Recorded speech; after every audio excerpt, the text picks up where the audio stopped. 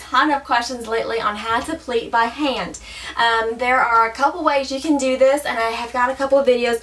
One of the videos that I have that you can kind of use a little bit still, but it's the pleating by dots. Now, as far as I am aware, if I'm not mistaken, the dots are no longer being manufactured, and I believe that Farmhouse bought up all the dots they could find, and now they're sold out on their website.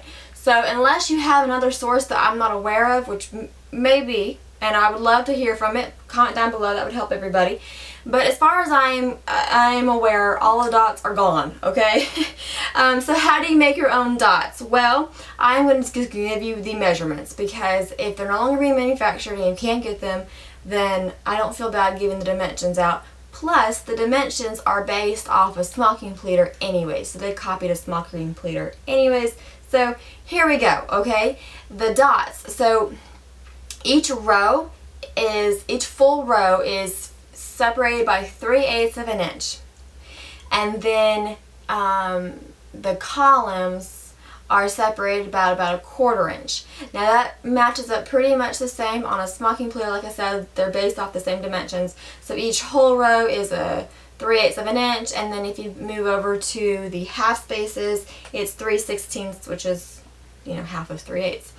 And those are the dimensions. So you can take those dimensions and you can put them on your own tissue paper or your own, you know, computer paper or whatever. I would use a permanent Sharpie, like a fine point Sharpie, to put them on your paper or your tissue paper. That way it's bold underneath your fabric. You can put your fabric right on top of either your paper, you know, right on top of those dots, and then transfer those dots. You have a couple options on how to transfer those dots.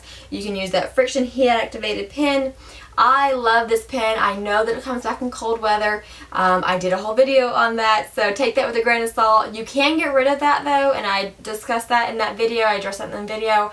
Or you can use the water soluble pen by Dritz. It's another option. I still prefer the heat activated pen. I know it's not perfect, but you can still get rid of the marks. Anywho, that is your own choice, and then you can smock from there. See my pleating by dots video, because from that point you'll just pleat by dots. You just made your own dots. That's the key to this, is making your own dots.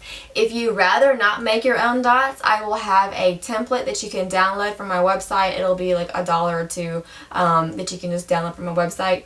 I want to keep things very affordable, but at the same time I do want to, you know, recover my costs from putting all my time into this sort of stuff. So it'll be very affordable, and it'll just be a download if you don't want to take the time to do it yourself.